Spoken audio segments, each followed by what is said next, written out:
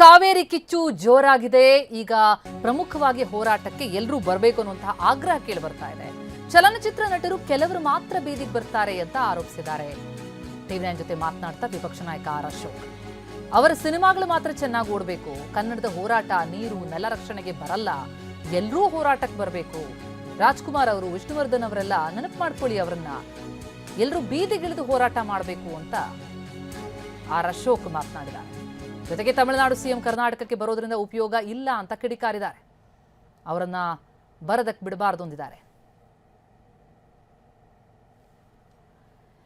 S, ಖ್ಯಾತ ನಟಿ ಹಾಗೂ ಫಿಲ್ಮ್ ಚೇಂಬರ್ ಅಧ್ಯಕ್ಷರಾದಂತಹ ಜಯಮಾಲಾ ಅವರಿಗೆ ನಮ್ಮ ಜೊತೆ ದೂರವಾಣಿ ಸಂಪರ್ಕದಲ್ಲಿದ್ದಾರೆ. ಮೇಡಮ್ ನಮಸ್ತೆ. ನಮಸ್ಕಾರ ಮೇಡಮ್. ಈ ಕಾವೇರಿ ವಿಚಾರ ಮೇಡಮ್ ಇಡೀ ರಾಜ್ಯಕ್ಕೆ ಬಹಳ ದೊಡ್ಡದಾದಂತಹ ಆಘಾತ ತಂದೊಡ್ಡಿದೆ. ನೀರು ಬಿಡಬೇಕು ಅನ್ನುವಂಥದ್ದು ಒಂದು ರೀತಿ ಮರಣ ಶಾಸನ ನಮ್ಮ ಪಾಲಿಗೆ. ಆರ್ ಅಶೋಕ್ ಅವರು ನೇರವಾಗಿ ಅವರು ಆರೋಪಿಸ್ತಾ ಇದ್ದಾರೆ, ಚಲನಚಿತ್ರ ನಟರು ಕೆಲವರು ಮಾತ್ರ ಬರ್ತಾರೆ, ಹಲವರು ಬರ್ತಿಲ್ಲ, ಬರೀ ಸಿನಿಮಾಗಳು ಓಡಬೇಕು, ಆದರೆ ಹೋರಾಟ ಅಂತ ಬಂದಾಗ, ನೀರು ನೆಲದ ವಿಚಾರ ಬಂದಾಗ ಬರಲ್ಲ ಅಂತ ಆರೋಪಿಸ್ತಾ ಇದ್ದಾರೆ. ಈಗ ವಾಣಿಜ್ಯ ಮಂಡಳಿಯಿಂದ ಏನ್ ನಡೆ ಅಂತ? ಯಾಕೆ ಮೇಡಮ್ ಅವ್ರಿಗೆ ಈ ತರದ್ದು ಡೌಟ್ ಬಂತು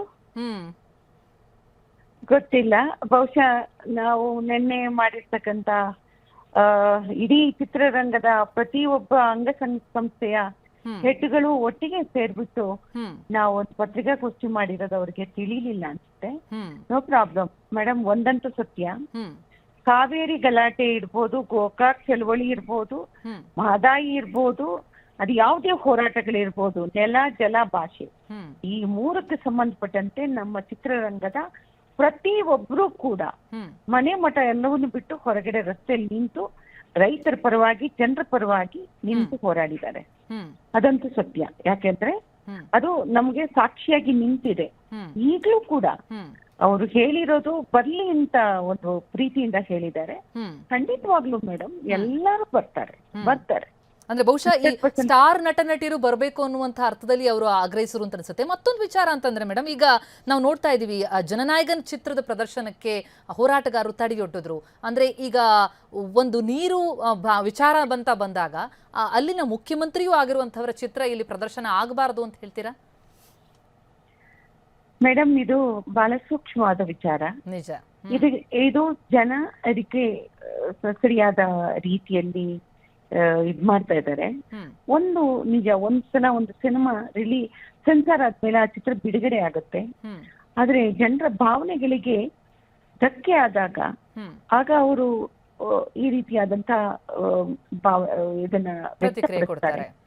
ಈಗೇನೋ ಅವರು ವಿಜಯ್ ಅವರೇ ಬರ್ತಿದ್ದಾರೆ ಅಂತ ಒಂದು ಕೇಳ್ಪಟ್ವಿ.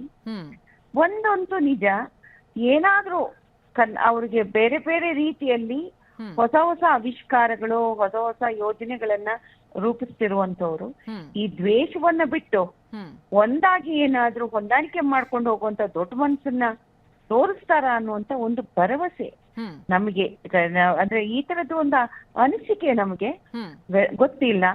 ಆತರ ಆಗ್ಲಿ ಅಂತಾನು ಕೂಡ ನಾವು ಆಶಿಸ್ತೀವಿ. ಅಂದ್ರೆ ದ್ವೇಷ ಬಿಟ್ಟು ನಾವು ಮನುಷ್ಯರು ಒಂದು ಅನ್ನೋದನ್ನ ಆಲೋಚನೆ ಮಾಡ್ಲಿ. ಕುಡಿಯಕ್ ನೀರಿಲ್ದೆ ಇದ್ದಾಗ ಬೆಳೆಗಳಿಗೆ ನೀರ್ ಕೇಳೋದು ಎಷ್ಟು ಸತ್ಯ, ಸಮಂಜಸ. ಹಾಗೆ ನಮಗೆ ಇಲ್ಲಿ ಕುಡಿಯೋಕ್ಕೂ ನೀರಿಲ್ಲ ನಮ್ ಜನಕ್ಕೆ, ನಮ್ ಬೆಳೆಗಳಿಗೂ ನೀರಿಲ್ಲ. ನಾವು ಬೆಳೆ ನೀರ್ ಕೇಳ್ತಿಲ್ಲ, ಕುಡಿಯೋಕ್ ನೀರ್ ಕೇಳ್ತಾ ಇದೀವಿ. ಬರದ ಪರಿಸ್ಥಿತಿ ಇದೆ. ಇದನ್ನ ಅವ್ರೇನಾದ್ರೂ ಬದಲಾವಣೆ ತರ್ತಾರೇನೋ ಅನ್ನುವಂತ ನಂಬಿಕೆ ಅಷ್ಟೇ ಮೇಡಮ್. ಖಂಡಿತ ಭರವಸೆ ಅಷ್ಟೇ, ಗೊತ್ತಿಲ್ಲ. ಅಲ್ಲ, ಈಗ ಹೋರಾಟ ಅಂತ ಬಂದಾಗ ವಾಣಿಜ್ಯ ಮಂಡಳಿಯಿಂದ ನಡೆ ಯಾವ ರೀತಿ ಇರುತ್ತೆ ಮೇಡಮ್? ಏನ್ ನಿರ್ಣಯ ಆಗಿದೆ ಅಂತ? ಮೇಡಮ್, ನಮ್ಮ ವಾಣಿಜ್ಯ ಮಂಡಳಿ ನಿರ್ಣಯ ಒಂದೇ, ಜನರ ಜೊತೆ ಮೇಡಮ್. ನಮ್ಮ ಕರ್ನಾಟಕದ ಋಣದಲ್ಲಿರ್ತಕ್ಕಂಥವ್ರು ನಾವು. ನಮ್ಮ ಜನ ನಮ್ಗೆ ಇಂಪಾರ್ಟೆಂಟ್, ನಮ್ಮ ರೈತರು ನಮ್ಗೆ ಇಂಪಾರ್ಟೆಂಟ್. ಖಂಡಿತವಾಗ್ಲೂ ನಾವು ಅವ್ರ ಪರ ನಿಂತ್ಕೋತೀವಿ. Right. Thank you so much Jayamala ಅವರೇ, ಟಿವಿ9 ಜೊತೆ ಮಾತನಾಡಿದ್ದಕ್ಕೆ.